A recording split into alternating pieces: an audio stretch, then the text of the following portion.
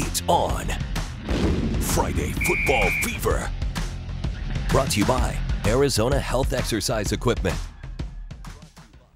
How's your energy? Southern Arizona. It's now time for the highly acclaimed, much anticipated Friday Football Fever. Good evening to you. I'm Paul Cicala. We will check in with Ari Alexander in just a bit. Let's get right into it. Cienega High School is back at home in Vail after an exciting down-to-the-last-second victory over mighty Marana. Let's head on out to the far east, Pima County, where Cienega hosted surprise Arizona's Shadow Ridge. There's the reigning Friday Football Fever Jack-in-the-Box Player of the Week, Jamari Joyner, on one knee.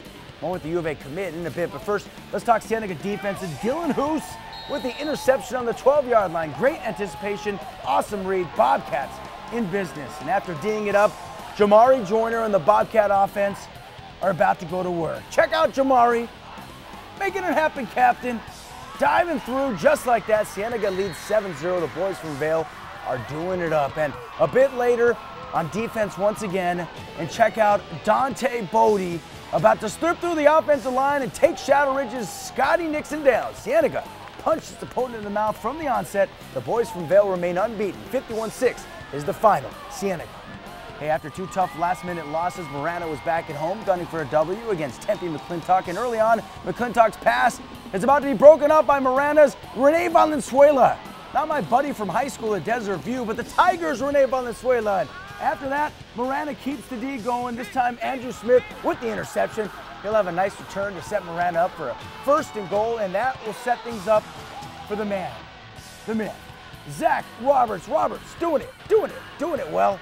Representing Pima County, but was raised out Marana. Tigers finally get a well-deserved victory. Final score, 42-13, Marana wins. From Marana in the far reaches of northwest Pima County, we now head south and make a run to the border to Santa Cruz County. That is where Nogales was hosting Ironwood Ridge and Oro Valley's finest. Let's send things over to Ari Alexander.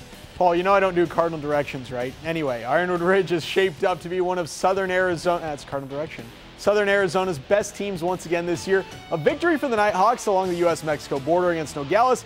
They jumped to 3-0 this year. Meanwhile, the Apaches, they're gunning for their first win of the season. Let's go to the beautiful Nogales Stadium for the matchup. And the Nighthawks would start it off hot. Heath B. Miller. Look at this touchdown pass to Noah Payanes. 7-0 right away, Nighthawks. But look what happens on the ensuing kickoff. This is Eric Montano, and folks, I don't know if you knew, but Eric Montano, well, he's got the sauce. 99 yards, we're gonna have to speed it up, and Eric Montano a la casa. This game is tied at 7. Ridge would come back. Check out Heath B. Miller dragging half of the Nogales defense with him into the end zone. 21-7 Nighthawks at that point. Then it's Nick Brawler, their big running back, and look at what Brawler's doing. No one to brawl with, as the Dixie Chicks would say. Wide open spaces. Yes, that's a Dixie Chicks reference. You didn't think I had it in me, but we knew Ironwood Ridge had it in them. They win big, 41-7. Up to Sahuarita, where Walden Grove is hosting Push Ridge. We will talk about the couches later, I promise. But first, football. Christian Fetsis, the quarterback from Push Ridge, to the sideline. Gavin Davis, the catch and the touchdown. Push Ridge strikes first, 7-0. I know, same, right? Later, first quarter, Fetsis going deep. Wheel route, wide open. That's Tamarat McLeod, and that is another Push Ridge touchdown. 14-0 in the first quarter already. It wasn't all fun and games for McLeod, though. Look at this solid run, but it's going to end with that hit stick from Ty Chapman of Walden Grove. Nice play for the Red Wolf. This one would be all Push Ridge, though. Second quarter, the pitch to Ryan Garcia. He will end up in the end zone, and Push Ridge ends up with the win, 37-7. We promised you explanations about the couches. Well, here it is. If you've ever been to a Walden Grove football game or have seen our highlights, you might be wondering, what's up with the couches? Well, do we have an explanation for you? So basically is that they help to support the football team and also raise money for us for costumes and competitions. Every week, the Red Wolf dance team makes at least $200 in fundraising cash just from couches and pizza. Basically, it's $10 per seat, because if there's 2 to a seat, then it would be $20. And so, yeah, that's just basically how it goes. But $10 per seat for a great view and a whole pizza seems underselling it a bit, no? I don't know. I'm just trying to help their profit margins. Either way, it's a pretty unique fan experience. In Sahuarita, Ari Alexander, News for Tucson. That was some of that pizza, Ari. All right, Troy High School has been on a complete turnaround so far this season.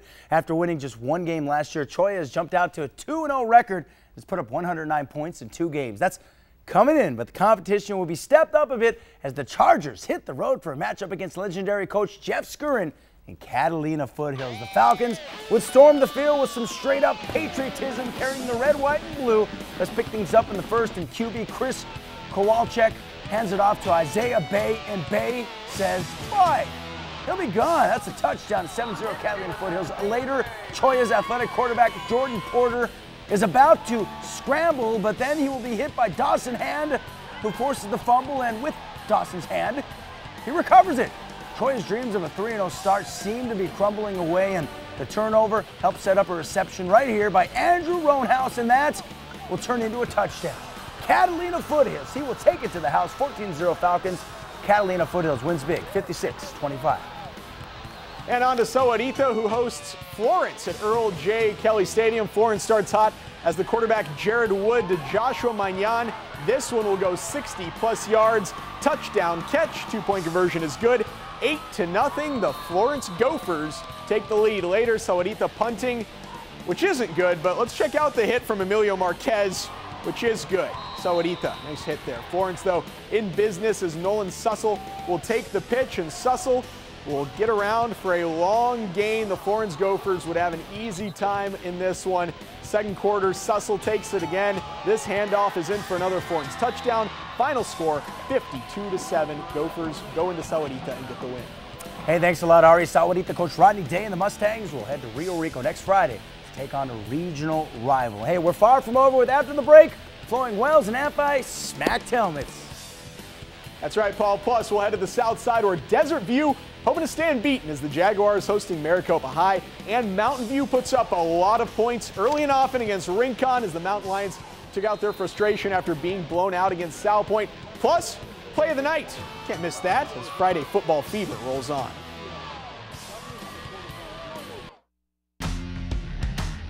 It's on. Friday Football Fever. Brought to you by Arizona Health Exercise Equipment.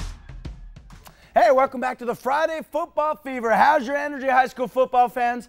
I'm Paul Cicala, Ari Alexander standing by. But first, quick reminder, you can see all of the scores for all the big games on our ticker right below. We will have full rundowns on KVOA.com. But for now, let's get back into it, shall we? Mountain View is hoping to take out its aggression after an opening season loss to Sal Point, and Rincon High will be the recipient of the Mountain Lions feeding frenzy. Here, Aaron Logston and Joshua Hart will take down Rincon's Eric Petronea. This after a bit of a return after a Mountain View score. Rincon off the return again, and this is one of the best highlights for the evening for the Rangers. J.J. Haygood is running it back for a 20-yard return, but after that, Mountain View continues to come on strong defensively here. Aaron Logston will recover the Rincon fumble, and the Mountain View speedster will take it all the way back for a touchdown. Mountain View bounces back strong from an opening week setback with a 63-0 shutout over Rincon. And from Marana once again in the northwest side of town, we now head to what's considered parts of West Tucson's metro area. Flowing Wells duked it out with Amphi. Here's Ari Alexander once again. Those great uniforms in Mountain View are fresh. Anyway, two solid teams match up at Friedley Field, the home of Amphi, and the late the legendary Vern Friedley, the Panthers, holding tributes to their old coach throughout the season tonight. No different as they host Flowing Wells. And here we go, there it is. Welcome to Friedley Field at Amphi High School. Second quarter winding down. Quarterback Dylan Allison of Flowing Wells gets it to Antoni Dorado for a touchdown. 19-0 Flowing Wells up. A few seconds before halftime, Panthers punting. They would have issues with the snap over the head. Caballeros, big tackle there. They would get the ball on fourth. Chance to punch it in right before halftime, and Dylan Allison will take it himself. 26-0 Caballeros at half. And third quarter, Allison is going deep for Thor Martinez. That is his real name. That is an awesome name. I'm very jealous of you, Thor Martinez. 33-0. Caballeros win. Thor Martinez continues to have a great name. Thor's dropping the hammer and heading south to the Sunnyside Unified School District's very own Desert View, hosting Maricopa High in a battle of unbeatens. And that was Oscar Morinao with the nice pickup at Desert View to give the ball up. Then check out the defense by number 66, Jesus Samaniego, tripping up Kimo Akins from Maricopa. Devin Lopez gives him props after that. Put her there. And the Desert View crowd was definitely loving it. Still, the Jaguars are trailed 13-7 in the second, and off the punt, the other Cam Denson with a nice little return for Sunnyside, playing like Cam Denson at the U of A. But after that, the drive comes to an end after quarterback Gabriel Ware is cracked. Check it out, the ball will come loose. Maricopa recovers it. In the end, Desert View suffers its first loss of the season. Final score, 33-20.